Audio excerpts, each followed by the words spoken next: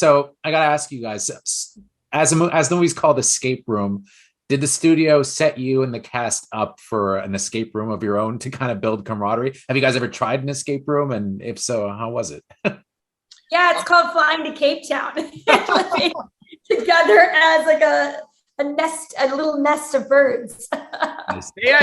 They set that up for the first one, and then scheduling conflicted, and then they were like, well, let them just live the experience. And then upon doing the second one, they didn't even bring it up. So yeah, I mean, I've been to a multitude of different escape rooms. All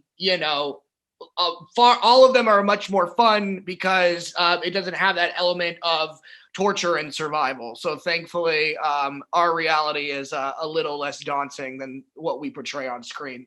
So you're back from the first one. How did you find that your character has changed compared to his role in the first movie? Because he does seem like he's quite a bit more kind of matured a little bit. Yeah, I mean, he was very cynical at the beginning of the first one. I think he had kind of given up on life because he was that lone survivor that had been dealing with something so tumultuous in his life. But he survived through it. Who would have thought? And he's had a second chance at life. So I think he wants to give his best effort in everything that he does. And Zoe is such an important part of his life that he'll do whatever it takes to, be by her side through all of this. And he really takes an enforcer role, and he tries to be the hero throughout all of this. And Holland, I love that your character has that condition, which I didn't realize until after I saw the movie is actually a real thing where people can't feel pain. But let me ask you, do you think that would actually be an advantage for something like that? Or would it actually make it more dangerous? Because I feel like you could get really badly hurt and not even know that you're hurt, right?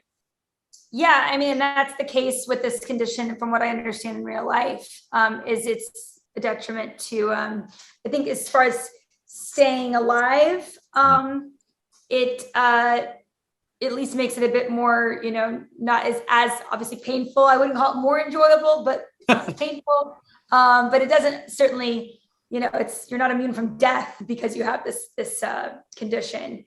Well, I do find that you did a great job, though, kind of evoking the mental anguish that she goes through. She doesn't go through any physical pain, but there's a lot of mental pain throughout it. I thought you were great, especially with the part where I can't give away any spoilers, but you were really good.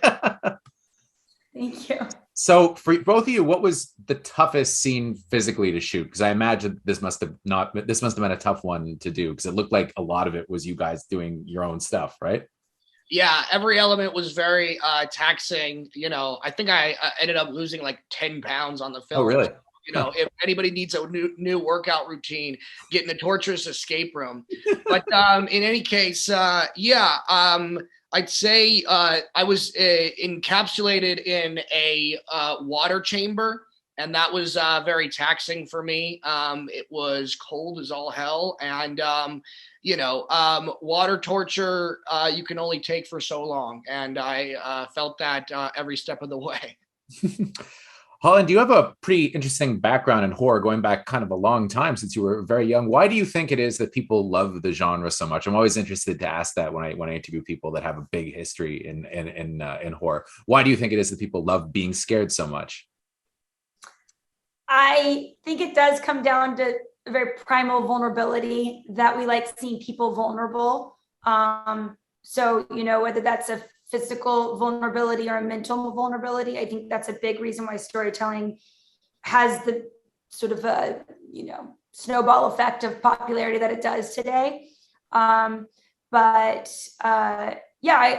as I'm concerned, acting in horror, I still think content's king, and it doesn't matter the genre, but if you've got a good story, it bodes well. I mean, obviously the first escape room was a testament to that. I loved that they had, you got to know these people, they let the narrative breathe, but it also kept up that pacing that you needed for this kind of movie. So that's my 2 cents on the little I know about horror. Well said. Thank you very much. Thanks both of you for your time. Appreciate it. We play the game or we die.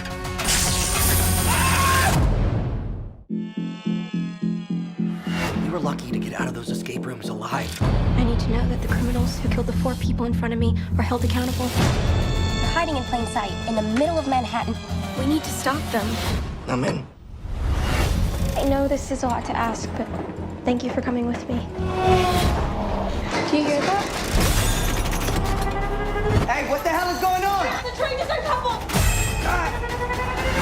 You gotta be kidding me. Welcome to Minos Escape Rooms. No. It's happening again. You guys have played the game before? So what is this? Like a tournament of champions? Look, we all know how this works. We solve the puzzles or we die. False advertising must be pulled. This ad, yourself is missing an E. So maybe we pull the corresponding handles with a missing letter. Yes! E. Dang, hangman. M and A. Come on, we don't have time! The missing letters are W, B, and O!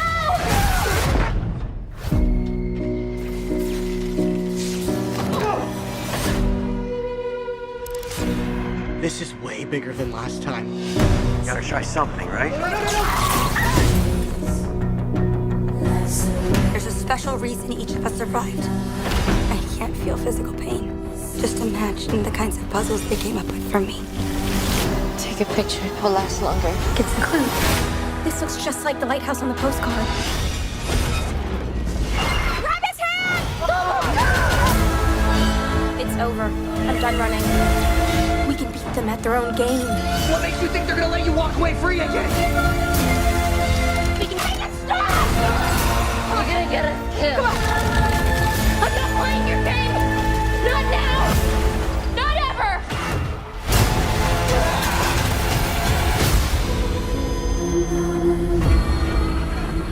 We made it.